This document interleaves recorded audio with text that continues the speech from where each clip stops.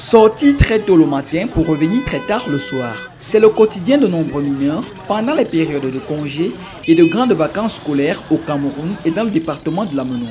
Comme on a donné le bulletin, ça fait une semaine que j'ai commencé le marché. Je sors vers 7 heures. Je marche jusqu'à là-bas à la boulangerie, seulement vers 7h30 comme ça. Et je prends directement les gâteaux, je sors, je me débrouille. Parfois, je rentre à 16h, 17h. 18h ne peut pas me trouver en ville. Pour les parents de ces enfants, les dangers et les risques viennent au second plan. L'objectif est de faire quelques bénéfices journaliers pour soutenir les dépenses familiales. Comme je prends les beignets de 5 000, mais pas le bénéfice dedans, c'est 1 000 francs. Et quand je prends pour 7 500, j'ai 1 500 dedans.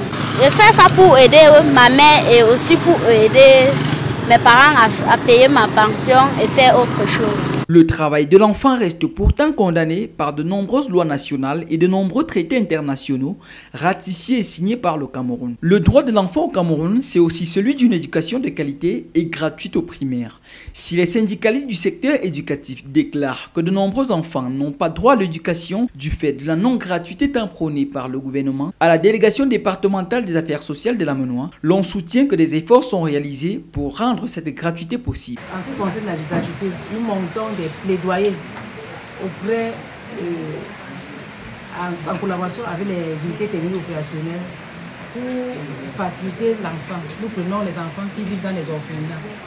Ces enfants sont exempts des frais de scolarité, depuis du primaire, secondaire. Donc nous faisons des plaidoyers avec des enquêtes sociales bien motivées et nous déposons aux enseignements secondaires et on homologue des enseignements secondaires dans les différents établissements scolaires. Pareil pour l'éducation de base. L'enfant handicapé ne paye pas l'école, donc c'est gratuit. Et être enfant handicapé, l'enfant handicapé doit être détenteur d'une carte nationale d'invalidité.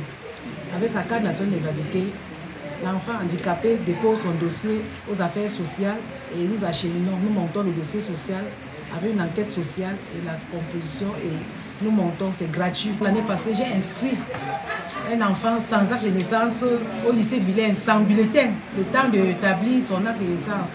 Donc, voilà ce que le ministère des Affaires sociales fait pour l'accompagnement de ces cibles vulnérables. À l'occasion de la journée dédiée à l'enfant africain ce 16 juin 2023, il est question de tirer la sonnette d'alarme sur le non-respect des droits de l'enfant et ses conséquences aussi bien au plan social que pénal.